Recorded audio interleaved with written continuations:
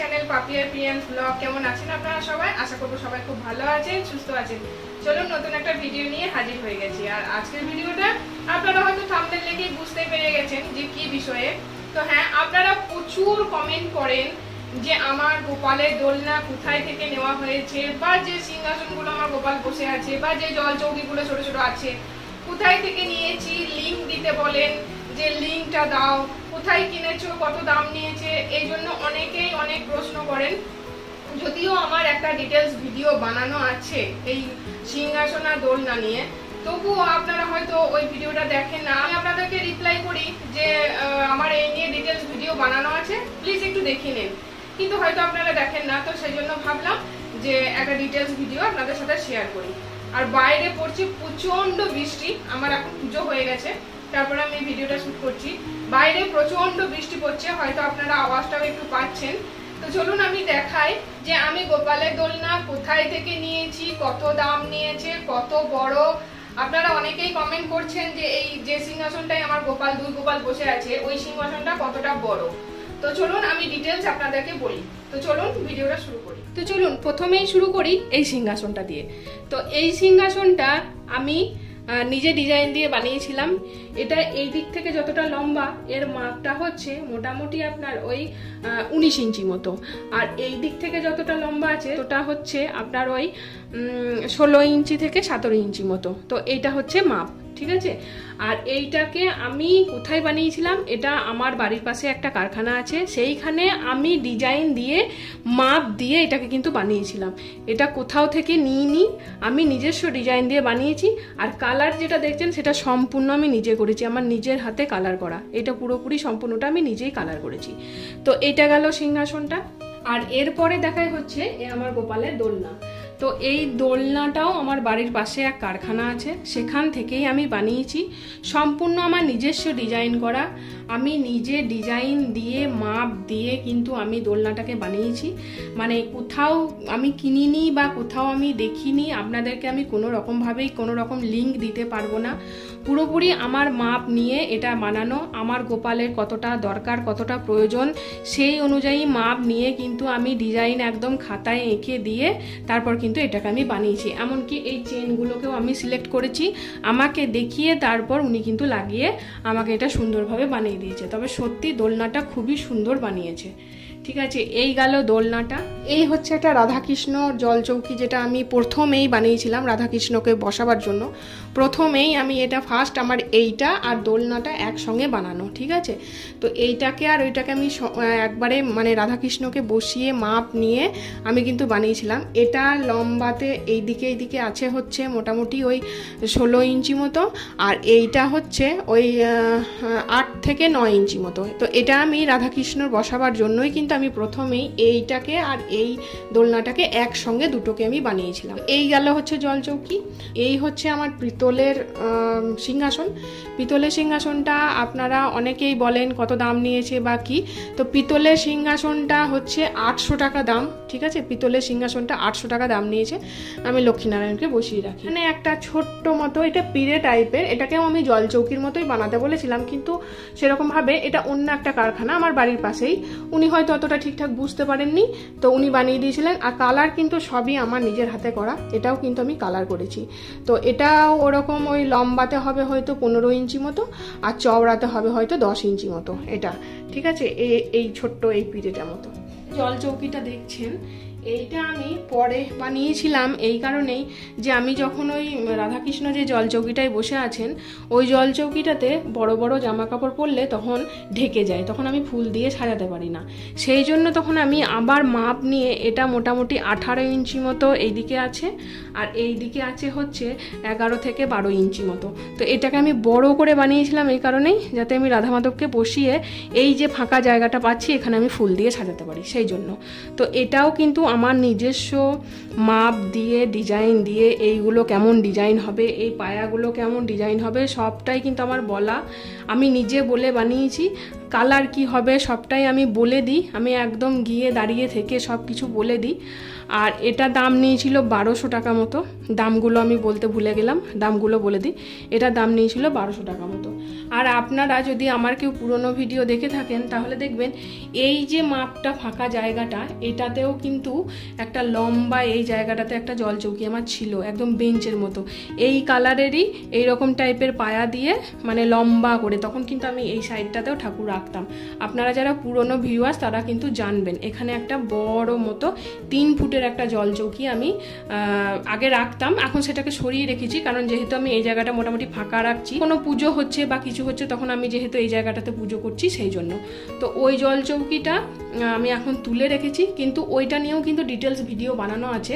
আমি এই ভিডিওর এন্ড স্ক্রিনে কিন্তু আমি ওই ভিডিও লিঙ্কটা আপনাদেরকে দিয়ে দেবো, ঠিক আছে? তো এটা একটা গেল জলচৌকি।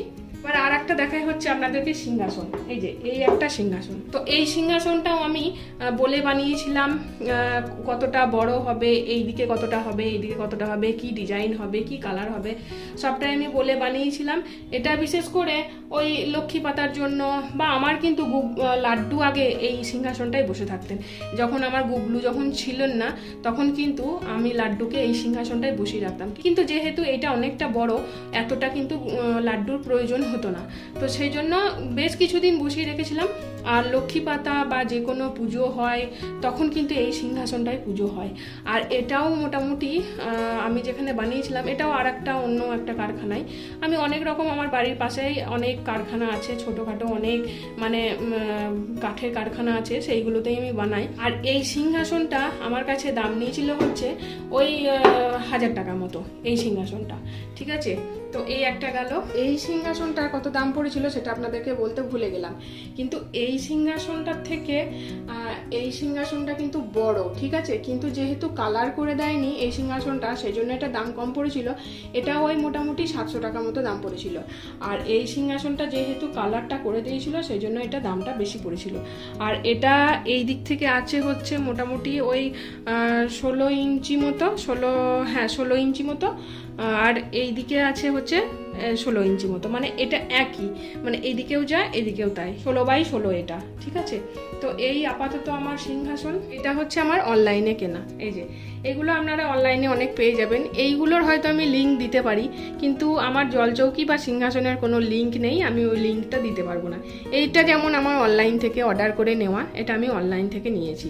এইগুলোর লিঙ্ক যদি আপনারা চান তাহলে হয়তো আমি লিঙ্কটা দিয়ে দিতে পারবো। এইগুলো আপনারা 400, 500, 600, 1000 এরকম যেমন যেমন রেঞ্জের নেবেন সেরকম কিন্তু রেঞ্জের পেয়ে যাবেন। তো আমি আপনাদেরকে দেখিয়ে দিলাম আপাতত যে সিংহাসনগুলো আমার গোপাল, রাধাকৃষ্ণ বা অন্য ঠাকুরদেরকে আমি বসিয়ে রেখেছি, সেইগুলো আপাতত দেখালাম। যে বড় লম্বা জলচৌকিটা আছে সেটা আমার অন্য জায়গায় তোলা আছে, সেটা আমি আপনাদেরকে এখন এই মুহূর্তে দেখাতে পারছি না, কারণ সেটা অন্য জায়গায় তোলা আছে, আমি নামাতে পারবো না।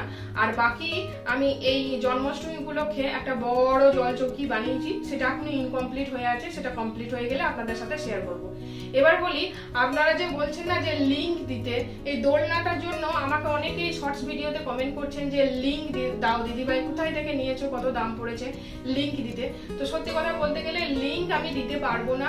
আর আরেকটা কথাও, আমি কোনো জিনিস, এইগুলো কিন্তু আমার কোনো কিছু রেডিমেড কেনা কিন্তু কিছু নয়, আমার সবটাই কিন্তু নিজস্ব ডিজাইন দিয়ে নিজের মাপ দিয়ে কিন্তু আমার বানানো। কারণ আমি আমার ঠাকুর ঘরে কতটা জায়গা আছে, কোন জায়গায় কোনটা মানে সেট হয়ে যাবে, সেটা কিন্তু আমি মেপে তারপর কিন্তু সেই মাপ অনুযায়ী আমি কারখানাতে গিয়ে আমি বলি, তারপর ওনারা বানিয়ে দেন।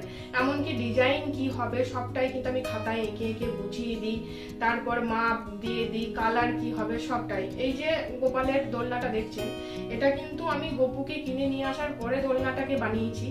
গপুকে বসিয়ে চারিদিক আমি মেপে নিয়েছি যে মাঝেরটা কতটা হবে, তবে গপু ছড়িয়ে ছিটিয়ে বসতে পারবে বা শুতে পারবে, তারপর সাইডটা কতটা হবে, আমার এই বেদির মধ্যে কতটা জায়গা কভার করবে, সেই সবগুলো মাপ নিয়ে তারপর কিন্তু আমি বানাই।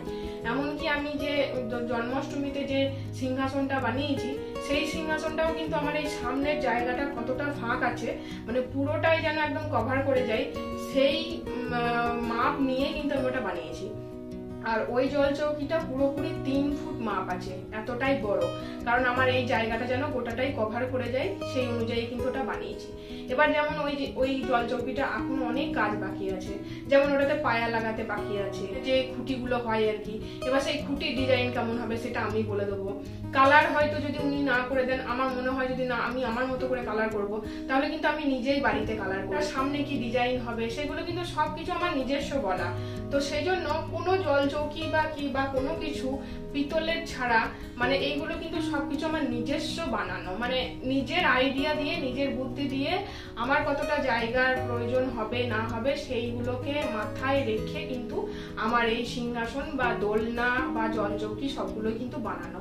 তাই আপনারা লিঙ্ক চাইলে আমি দিতে পারবো না। আর হয়তো আপনারা বলেন কোন দোকান থেকে বানিয়েছেন বা কিছু, ওনারা অনলাইন ব্যবসা করেন না, তো সেহেতু ওনাদের মানে অ্যাড্রেস দিয়ে বা ফোন নাম্বার দিয়ে আমার মনে হয় না কোনো আপনারা উপকৃত হবেন, কারণ ওনারা অনলাইন ব্যবসা করেন না। সেই জন্য আমি আর দোকানের অ্যাড্রেস আমি দিতে চাই না। আর আমি জিজ্ঞাসা করেও দেখেছি যে দোকানের সঙ্গে কথা বলে, তো বলেছে না যে আমরা অনলাইন ব্যবসা করি না, হ্যান্ড টু হ্যান্ড ব্যবসা করি আমরা। তো সেই জন্য আর ওই ডিটেলসে আমি যাই না। তো এই ছিল ব্যাপার, আমার দোলনা জল চৌকির ব্যাপারে আপনাদের সাথে ডিটেলসে শেয়ার করলাম। আপনারা অনেক দিন থেকেই প্রায় অনেক কমেন্ট করছেন সেজন্য। আর হ্যাঁ, গোপালের দোলনাটা কত নিয়েছে সেটা আমি তো বলতে ভুলেই গেলাম। গোপালের দোলনাটা যিনি আমাকে বানিয়ে দিয়েছেন, উনি আমাকে খুব কমেই বানিয়ে দিয়েছেন, উনি আমাকে 1500 টাকায় বানিয়ে দিয়েছেন। কিন্তু এই দোলনাটায় আমি অন্য জায়গায় যখন কথা বলেছি, অন্য কারখানাতে কথা বলেছি, আপনারা আইডিয়া করতে পারবেন না যে এই দোলনাটা কত খরচা বলেছে। এই দোলনাটা মোটামুটি কম করে 4 থেকে 5,000 টাকা খরচা বলেছে। কিন্তু আমাকে উনি মানে বানিয়ে দিয়েছেন, এটা আমার কৃতজ্ঞ, মানে আমার পরিচিত বলেই। তো দ্বিতীয়বার হয়তো আমি কোনো দোলনা এরকম বানাতে গেলে অনেক খরচা পড়বে, কিন্তু এটা আমি খুব মানে সস্তাতেই পেয়েছি ধরতে গেলে, মানে পরিচিত যেহেতু সেই জন্য। উনি এই দোলনাটা বানিয়েছেন, রাধাকৃষ্ণ যে জল চৌকিটায় বসে আছেন ওটা বানিয়ে দিয়েছেন, আর যেটা লম্বা একটা 3 ফুটের জল চৌকি বললাম যেটা আমার অন্য জায়গায় তোলা আছে, ওটাও উনি বানিয়ে দিয়েছেন। তো এই 3টে জিনিস উনি বানিয়েছেন। আর বাকি না, আরো একটাই লাড্ডু আর বুবলু যেটাতে বসে আছেন সেটাও উনি বানিয়েছেন। মানে আমাকে 4টে জিনিস, হ্যাঁ 4টে জিনিস উনি আমাকে বানিয়ে দিয়েছেন।